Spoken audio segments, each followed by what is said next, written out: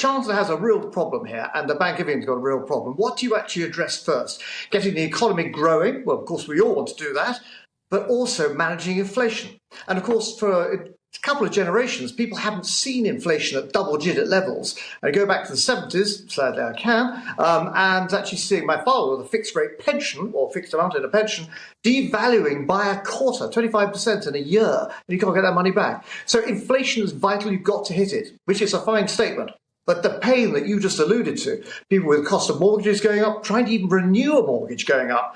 And the problem being is the Bank of England's been slow, very slow. These were emergency rates following the banking crisis, and we never started raising them again, so that when things do slow down, you can cut rates, which is quite difficult to cut rates when they're at naught. So do we have to suffer the pain? Sadly, yes. And unfortunately, it's the weakest in society, those who are suffering inflation for basic foodstuffs and things like that. And so we go through that pain. It's easy, glib to say so, but awful for them. The good news is, though, inflation is coming down. We've all got different rates of inflation, depending on your age and behaviour and things like that.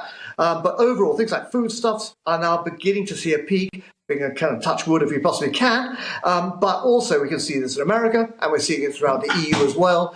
So thank heaven things are looking a bit better.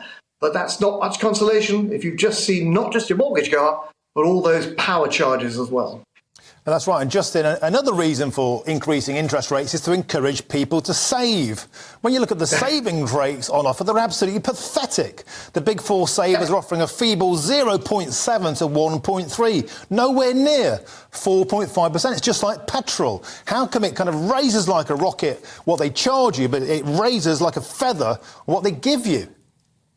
They always say, yes, up like a rocket, down like a feather. And they're always very reluctant to actually do that. You see the issues that companies have got. They've been taking advantage of this because actually everyone knows about inflation. They've got to try and get some price rises through, and that's what they've been doing. And of course, it's undercover because everybody else is doing it, so you don't really notice it.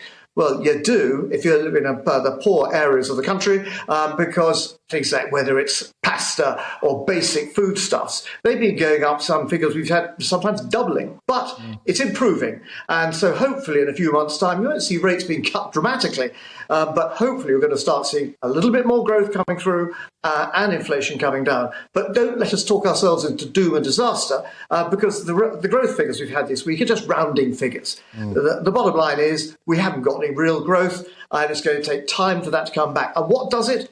It's confidence. That's what we want the government to do, to give us confidence, whether it's saving, investing, not just UK investors, but around the world. They want to invest in Britain, make it easier, make it more straightforward. It's funny, Justin, you mentioned the banking crisis as a reason we're in this mess. But another reason a lot of people right now would feel like they're not really living, they're existing. They're spending so much money on food, on their utilities, and luxuries like holidays, buying new cars are out of the window.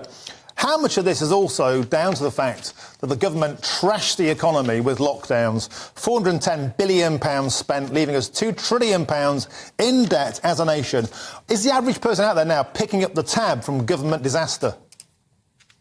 They are picking up the tab because everything has cost more. And as we just said, it's those in the weakest society that are suffering most. Those at the top end, well, obviously it's a certain amount of pain there, but it's not a matter of not being able to pay the mortgage and the food. They're in a perfectly good position.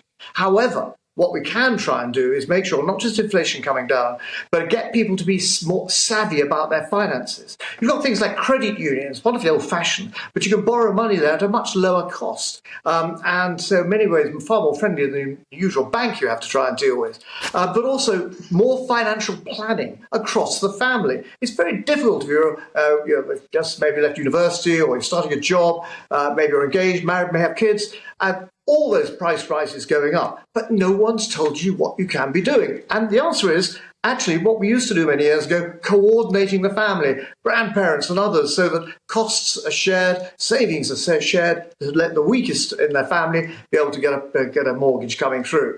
We've never really done this in this country. We don't teach finance. We teach mathematics. Well, OK, that's fine.